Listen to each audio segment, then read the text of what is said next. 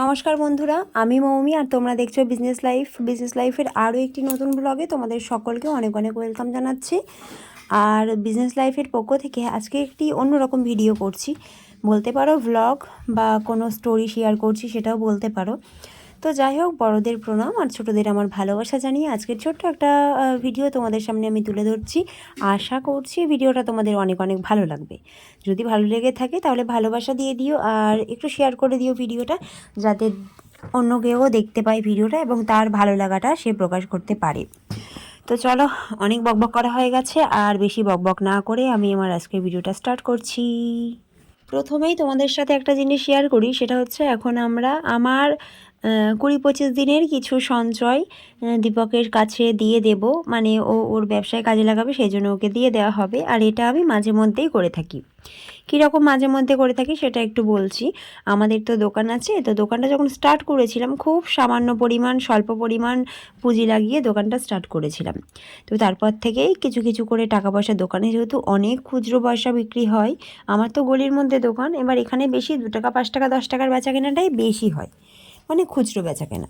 তো খুচরো পয়সাটা যেহেতু বেশি হয়, তো প্রথম থেকেই আমি কিছু কিছু করে টাকা পয়সা সরিয়ে রাখতাম। এবার মোটামুটি 1000 টাকা, 500 টাকা, 800 টাকা হলে আমি টাকাটা আবার বার করে দীপককে দিয়ে দিতাম, ও আবার ওটা দিয়ে দোকানের পুঁজি লাগাতো, যেদিনকে একটু মালপত্র আনতে টাকা পয়সা টান পড়তো সেদিনকে। তো সেই রকমই একই জিনিস আমি আজকেও করতে চাচ্ছি। তবে আজকে মনটা একটু বেশি খারাপ লাগছে, কারণ এইগুলো দোকানের টাকা সরিয়ে রেখেছিলাম ঠিকই, কিন্তু এই টাকাগুলো অন্য একটা স্বপ্ন পূরণের জন্য রেখেছিলাম। তবে স্বপ্ন পূরণ সবার দ্বারাই হয় না, স্বপ্ন দেখলে যে পূরণ হয়ে যায়। আর আমি যে স্বপ্নটা দেখছি সেটা এরকম তুড়ি মেরেই বা 2-3টে ভাণ্ডার ভরে রাখলে এই খুচরো পয়সা দিয়ে স্বপ্নটা পূরণ হওয়া সম্ভব না। তবে তার একদম শূন্য থেকেই আমি শুরু করতে চেয়েছিলাম, জানি না কবে শুরু করতে পারবো, এই তো আবার মাঝখান থেকে ভেঙে গেলাম। যাই হোক, তো আজকে হচ্ছে দীপক মালপত্র আনতে যাবে, তো দুদিন যেহেতু মালপত্র সেভাবে আনা হয়নি, ও যেতে পারেনি, সেই জন্য আজকে একটু বেশি পরিমাণে মালপত্র নিয়ে আসবে। তার জন্য বেশি পরিমাণে টাকাও প্রয়োজন। তো আমি বললাম খুচরো পয়সাগুলো যেগুলো আমি জমিয়েছি সেগুলো আমি বার করে দিচ্ছি, সেগুলোই নিয়ে যাও।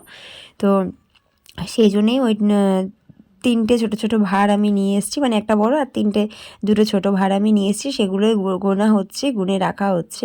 তো তোমাদের ভিডিও শেষে আমি জানিয়ে দেবো কত টাকা হচ্ছে, গোনাগান্তি চলতে থাকুক, তার সঙ্গে আমি তোমাদের সাথে একটু ছোট্ট কথা শেয়ার করি।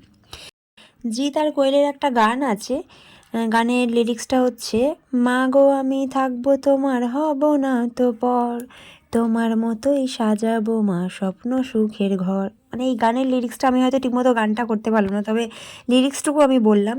এই যে কথাটা, এই কথাটার কিন্তু আকাশ সমান মানে আছে, যেই মানেটার সবার ক্ষেত্রে সঠিকভাবে হয়তো ঘটে না। যেমন ধরো, আমি বলতে চাইছি এই গানটার যেরকম মানে আছে সেরকমভাবে আমার জীবনের সাথে ঘটে গেছে।